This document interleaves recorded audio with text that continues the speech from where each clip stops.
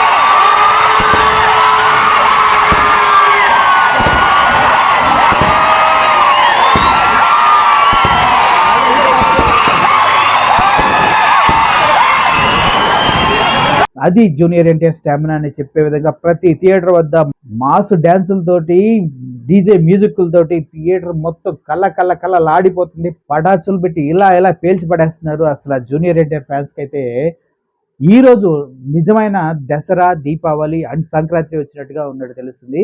చూస్తున్నారు కదా ప్రతి జూనియర్ ఎన్టీఆర్ ఫ్యాన్స్, ఈ వీడియోని లైక్ చేయండి, షేర్ చేయండి, సబ్స్క్రైబ్ చేయండి. Murali signing off. Thank you so much.